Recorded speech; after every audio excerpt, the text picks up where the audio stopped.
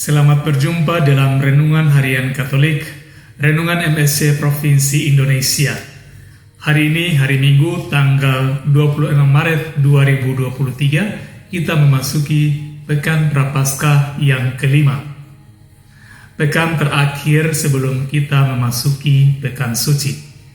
Dan bacaan-bacaan kitab suci pada hari ini mempersiapkan kita dengan kebenaran-kebenaran yang harusnya kita hayati agar kita disiapkan untuk merayakan dan mengalami rahmat dari Pekan Suci nanti. Kebenaran yang pertama adalah kebenaran tentang kematian tubuh.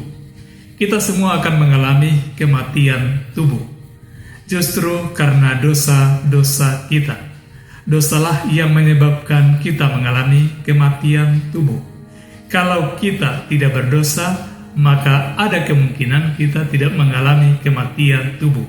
Misalnya Bunda Maria yang tidak berdosa, dan dia diangkat ke surga dengan tubuh dan jiwanya.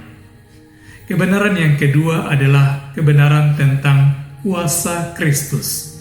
Kematian tubuh bukanlah akhir dari segala-galanya. Bahkan penyakit dan kematian tubuh dapat dipakai oleh Yesus untuk menyatakan kemuliaan Allah. Dalam bacaan Injil hari ini, kita mendengarkan bagaimana Yesus membangkitkan Lazarus yang sudah meninggal selama 4 hari. Dalam jangka waktu 4 hari, jasad manusia yang sudah meninggal pasti sudah membusuk. Tetapi kematian Lazarus bagi Yesus bukanlah apa-apa. Dia malah menyatakan bahwa Lazarus sesungguhnya hanya tidur. Artinya apa, saudara-saudariku yang terkasih? Artinya kita yang mengimani Kristus harusnya lebih takut pada penyakit rohani, yakni dosa, yang dapat menyebabkan kematian jiwa kita, kematian rohani kita, dan mendatangkan hukuman kekal. Karena bagi Yesus, kematian tubuh dan penyakit tidak memisahkan kita dari cintanya. Yang memisahkan kita dari cinta Kristus, dari Allah Bapanya, justru adalah penyakit rohani, yaitu dosa, yang dapat menyebabkan hukuman yang kekal, keterpisahan kekal dengan Allah. Karena itu saudara-saudari, selama masa Prapaskah ini, melalui berbagai macam praktek-praktek rohani, antara lain dengan pantang dan puasa, dengan doa dan amal, kita mencoba untuk menguatkan otot-otot rohani, otot-otot jiwa kita, supaya dapat kuat untuk melawan kuasa dosa dalam hidup kita. Tentunya kita tidak mampu sendirian. Karena itu, dalam Pekan Prapaskah ini, Yesus mengundang kita untuk mengalami kuasa kasih melalui pengampunannya yang kita diundang untuk terima. Semoga kita meluangkan waktu pada masa Prapaskah ini sebelum memasuki Pekan Suci untuk mengalami pengakuan dosa. Dan yang kedua, Yesus Kristus juga mengundang kita untuk mempersatukan segala usaha kita, mati raga, puasa, dan segala penderitaan kita dengan sengsara, penderitaan, dan wafatnya di kayu salib.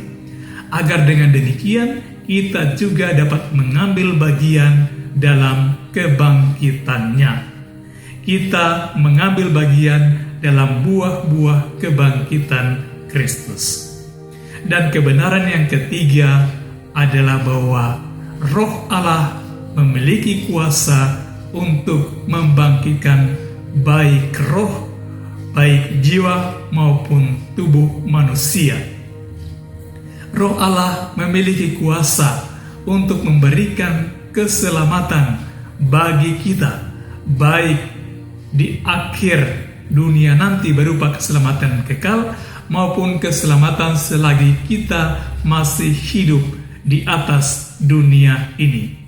Karena itu, selama masa Prapaskah ini, mari kita memohon agar Allah mencurahkan roh-Nya di dalam hidup kita, di dalam hati kita, agar melalui perayaan Pekan Suci nanti kita mengalami roh Allah di dalam hati kita, sehingga setelah Pekan Suci nanti kita hidup sebagai orang-orang yang penuh sukacita.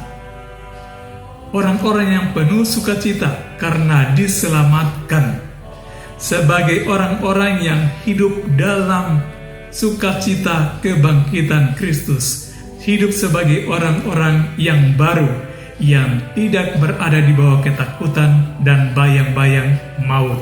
Karena roh Allah ada di dalam hati kita, ada di dalam hidup kita. Semoga demikian, selamat mempersiapkan diri untuk mengalami Pekan Suci nanti.